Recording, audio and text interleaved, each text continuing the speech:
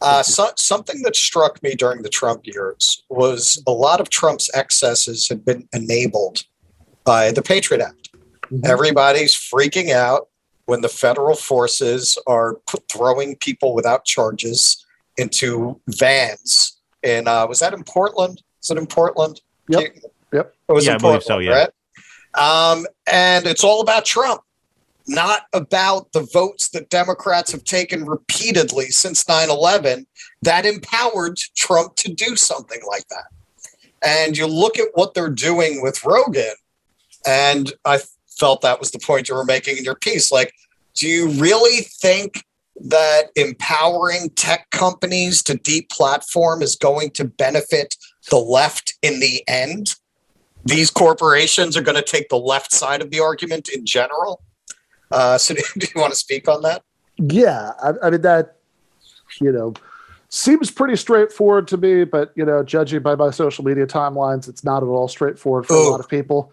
We were just talking about that before you came on. Yeah, I mean, this is something that, like, I'm much happier when I can convince myself that these views are only held by, like, liberals, but I think if we're honest, right, there's quite a bit of spillover into people who are much closer to my politics. And and that's becoming more and more true. That was a point that I just made on our last show, is like, I used to make that distinction because I used to stand up for the left by saying, no, you're really talking more about the liberals than the leftists. But no, it's those waters are getting really muddy now. It's been getting much muddier. Yes. Yeah, no, totally. And I because I think part of the reason is that there is so little left right now that, that like Adolf Reed has a line about how, like, there's, there really kind of isn't a left in the United States. There's like basically mostly what we're talking about. And this is a little bit of an exaggeration, to be fair, right? There have been certain electoral victories and whatever, but like, but by and large, we're mostly talking about, like kind of some academics, some journalists, a vast legion of podcasters, that's most of what we're talking about the left. I mean, like, yeah, there are people who are like, like Teamsters organizers or whatever, on the left, but that's unfortunately, the proportions are the opposite of what they should be. Like, let's put that, put it that way, right? That's, in a healthier environment, there would be a lot fewer people like me and a lot more like, union organizers, in the mix. But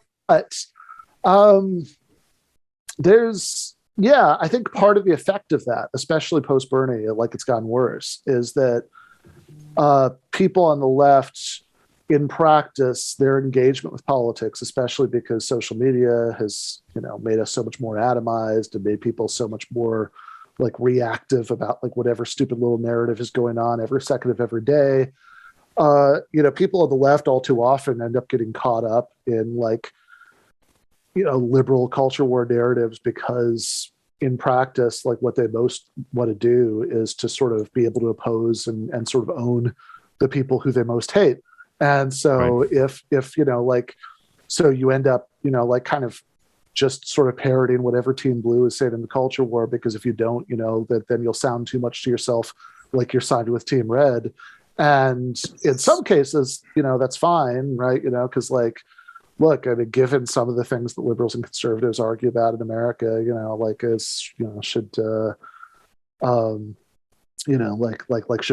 should like trans people have equal rights and stuff like that, then like, it's correct, right? To side with the libs, right? But the problem is it's such a reflex that it ends up people doing things that are like, end up leading to people taking these positions that are wildly at variance with what their own principles, like if instead of working backwards from owning the people we hate, if we worked forwards from, okay, what do we actually care about?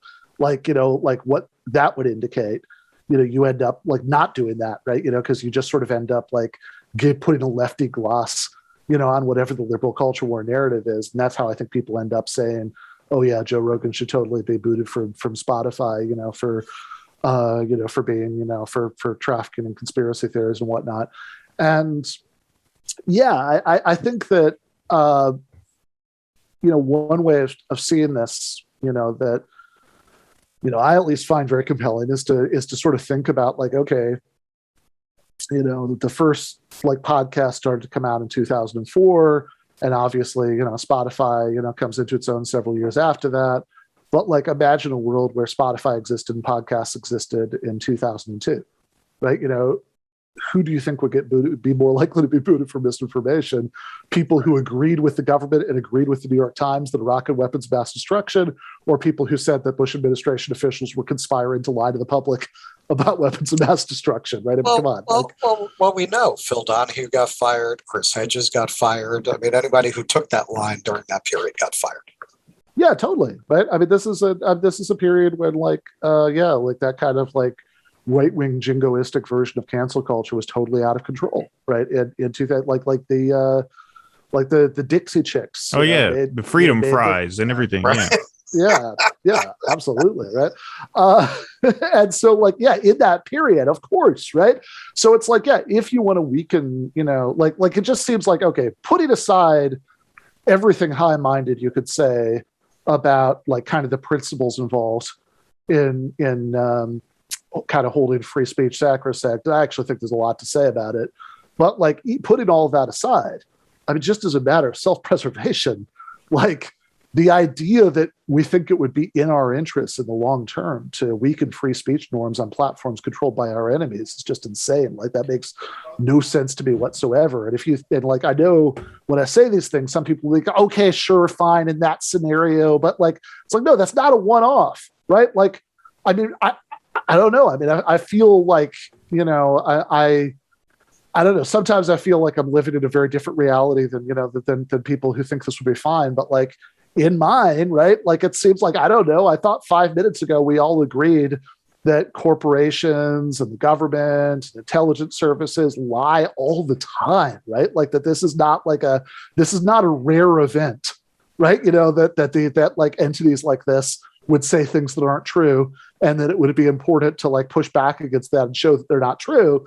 And the question is always, this actually in some ways takes us back to the Hitchens CRT article, is who gets to decide, right? Because every political argument is to a certain, people will say, oh, sure, you should be censored for your opinions, but you can be censored if you get if you're like saying false things about objective fact. But like every political dispute is to a certain extent a dispute about what the facts are, that, what's the effect of raising the minimum wage on unemployment? How many civilians end up dying in drone strikes? The more you think about it, the harder it is to even imagine a political argument that wasn't, at least in some part, an argument about what the facts were. So from each side's perspective, the other side is always going to be committing misinformation. That doesn't mean that nobody's objectively wrong. I'm not suggesting some kind of cheesy relativism, but what I am suggesting is that there's always going to be mutual accusations of misinformation.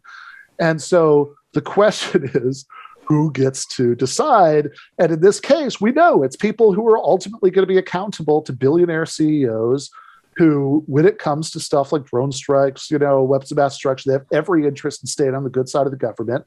And of course, they have every interest in resisting any calls for a more economically equal society, right? That's their bottom line. And, so this is the point. Like one of the things I quoted in the Hitchens CRT piece, beyond pointing out that a lot of these anti-CRT laws will say you can't portray the U.S. as being a racist country. And seems to me that Hitchens actually did quite a bit of portraying the U.S. as being a racist country, right? Like he supported reparations for slavery, but right. but also putting that aside, right? I mean, on the larger free speech issue, which is how I think we should really be fighting this. One of my all-time favorite Hitchens points in a debate was this one he did in Canada a few years before he died that was about hate speech and free speech, and he starts out by doing this thing where he says fire. All right, then now you've heard it. Not in not in a crowded theater, to be sure. And then he sort of makes a show of looking around. I seem to have said it in the dining hall at Hogwarts, because it's like a fancy school where he's speaking.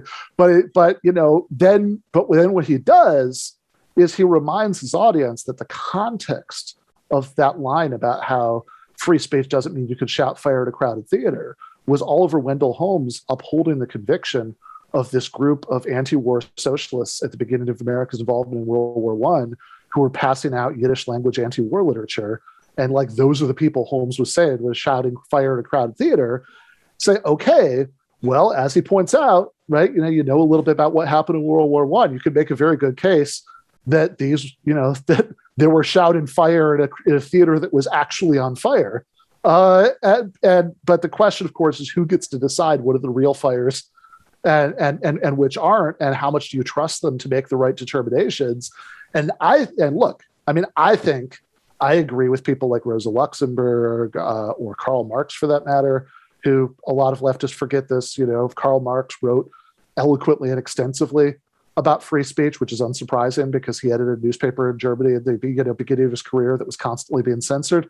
But like I agree with those guys that I don't really think that we should trust like any powerful institution on that front, right? I mean, people are fallible, and that they have we always need to. Well, and I think it's very confusing to have a left that doesn't understand that. Can you still call that a left? I just don't even know what to call people who celebrate the CIA and the FBI as defenders of democracy. Well, and who hide behind corporate power.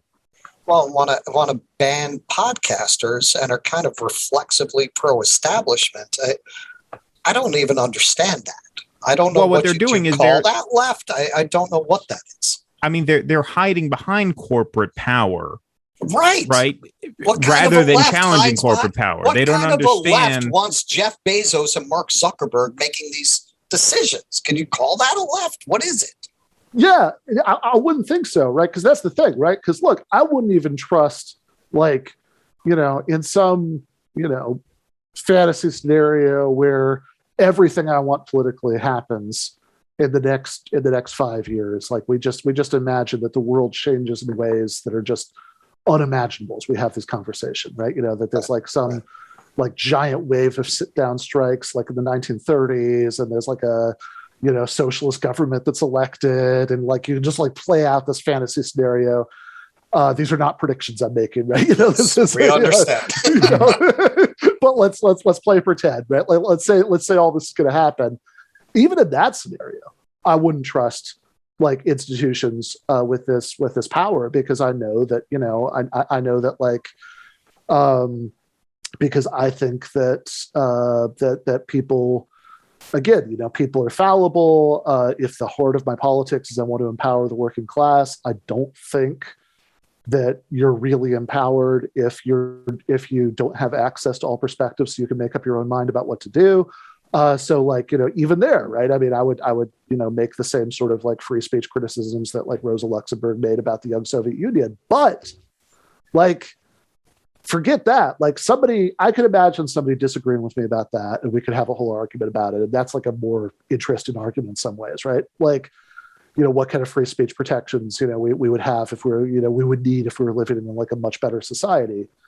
But like, just put that aside, right? In the society we're actually living in, like everybody who's a sufficiently powerful actor that they get to decide if we weaken free speech norms, right? Who's guilty of misinformation, who's saying things that are too dangerous or too harmful, to be allowed. Every single person, every single entity that's in any position to make these determinations in the society that we actually live in. I mean, these are like our mortal enemies. Like what on earth could they're mortal enemies to the left, but this is where the distinction between leftists and liberals does actually become important, because these are the people who have been fattening up the libs for the past 5-6 years, telling them every single thing they want to know about Donald Trump and how it's important to resist, right? I mean, that was the whole resistance thing, is you had these centers of corporate power just basically throwing red meat to the liberals the whole time. And so in the mind of a liberal who's like insisting that Spotify, cancel Rogan, they can't imagine a world in which they are on the wrong side of a Jeff Bezos, or they are on the wrong side of an Apple or a Google, because these people are on our side. They hate Trump. We hate Trump. That's it. It's Trump. Trump is who broke the brain, because there's a big difference between the Bush era liberals and the Trump era liberals. In the Bush era, to be a liberal meant actually having to think for yourself about the threat or lack thereof that like Hussein posed, and are there WMDs? You're hearing from the media that there are. In order to be a liberal and actually oppose George Bush and oppose that war, you had to be able to think for yourself and see through that propaganda. During the Trump era, it was the exact opposite. The Trump era, you had the media feeding these people bullshit about Donald Trump that wasn't true. That's what Russiagate was, right? I mean, and so it's the complete opposite dynamic, to the point where like the Trump and post-Trump era liberals are an entirely different animal than those liberals during the Bush years, where like that's when I sort of came of age. That's where I learned my politics, is driving myself crazy about George Bush. But that's not the experience that these people have. Thank you, everybody, for watching. If you enjoyed this video, please subscribe wherever you saw it, on YouTube, on Rumble, or on Facebook. We have channels on all three of those platforms. Also, consider helping us create more content by becoming a member at patreon.com/do-dissidents, or on Facebook, where you can become a supporter right through our Facebook page and get bonus content every week, as well as call-in access to our live stream shows. Thank you very much for your continued support.